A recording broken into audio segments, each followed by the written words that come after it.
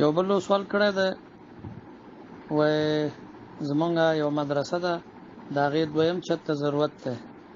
نو هغه دویم چت وای زه جوړوم چې هر څومره خرچه پرې راځي نو د زکات په پیسو باندې اولا خدا ده چې د زکات په پیسو باندې یو د مدرسې په ضرورتو کې زکات لګول دي مثلا کتابونه یا خوراکي اشیاء د طلباو د پاره نو یا د مدرسې نور اسباب خستل د زکات په پیسو باندې دا جایز دی او یو د زکات په پیسو باندې د مدرسې تعمیر د زکات په پیسو باندې نشي کوي البته کدا سي یو حیله دي د پاره جوړ شي چې مثلا یو مستحق سړی دی هغه دغه پیسې قبض کړي او بیا غي نه پس هغه په دغه مدرسه باندې لګي نو بیا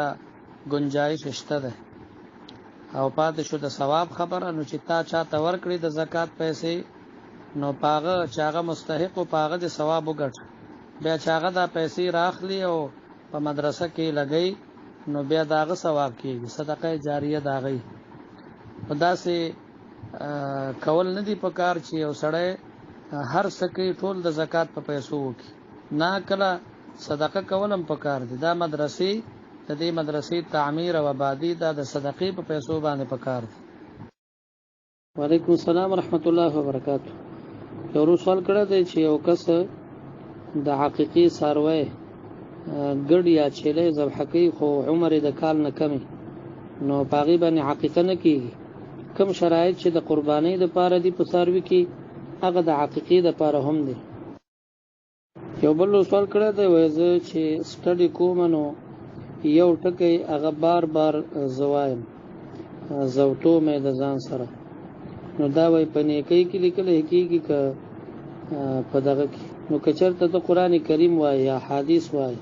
یا بل دینی کتاب وای نو هغه په نیکی کې لیکل کېږي او که انګلیش وغیرہ نو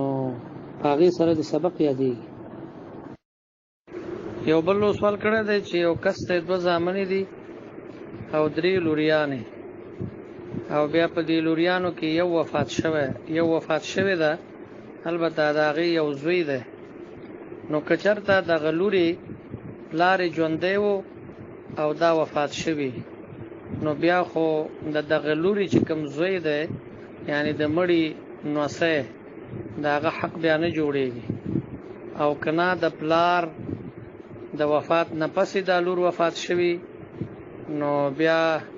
د دغه لور برخه به دغه نوسی ته ملاويږي بیا حقدار ده السلام ورحمت الله وبرکاته یو سوال کړی دی چې یو کس خپل ته کپڑا اخلي نو چې دی ورته وایي چې زه درته کپڑا اخلم یا هغه ورته وایي چې ما ته واخله او بیا په ما باندې په ګټه حساب دا سود دی ښا دا د قرض صورت ده او قرض کې منافع دا سود دی هغه د خپل واخلي بیا د په د باندې خرڅ کی یو بل سوال کړی دی چې یو کس په کرایي کوټه باندې خرچه کړي و هغه کس وفات شو نو چې وفات شو نو دغه خرچي حق دغه کور والا په اجازه باندې کړي د مالک په اجازه باندې کړي نو بیا خو هغه به دغه ورکي عوض ورکي او کچرته هغه منع کړی یا ورته ویلي چې بس دا ستا خپل کار دی نو به عوض په هغه باندې لازم نه ده بل سوال کړی دی چې نیا سره خو نکاح حرام ده وای د دې حرمت قران کریم کې احادیث کې ذکر شوی دی او قران کریم کې الله فرمایي حرمت علیکم امهاتکم فتاسو باندې ستاسو امهات حرام اصل ته ویل کېږي نو مراد نه دا دی چې تاسو باندې مېندې د مېندې بیا د هغې مېندې هغه ټولې در باندې حرام دي او دغه شان په اجماع د امت باندې هم د دې حرمت راغله علیکم السلام ورحمت الله وبرکاته یو سوال کړی دی چې د یو کس په بل کس باندې 1 لک روپۍ وي نو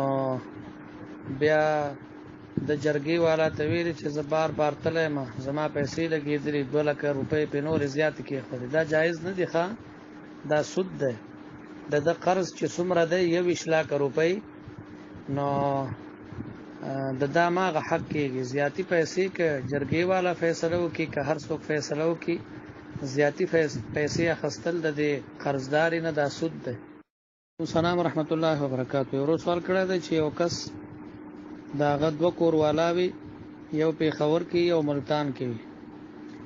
او د زیات وخت پېښور کې تیریږي هلته ملتان ته 4-5 شپو دپاره میاشت کې کله ځي نو دی به هلته څنګه مونځ کوي د ده چې هلته هم کوري دلته هم کوري په دواړو ځایونو کې د ده مونځ پوره دی البته لاره کې مسافرانه مونځ دی. یو بل سوال کړی دی چې یو کس آیات د سجدې تلاوت کی په جمعات کې نو که چېرته هغه جمعات وړوکی نو هغه ټول یو حسابېږي نو که دی بار بار یو آیات د سجدې وایي په دغه جمعات کې نو یو سجده تلاوت لازمیږي او کنه جمعات لوی وي او د یو کونج ته لاړ شي هلته دغه آیات د سجدې تلاوت کې بیا بل کونج ته لاړ شي نو بیا دغه صورت کې چې څومره د ځای بدلی نو او آیات د سجدې لولي نو جدا جدا سجده تلاوت لازمیږي. یو بل سوال کړی دی د چندخې د بولو په باره کې نو د چندخې بول نجس دی ښه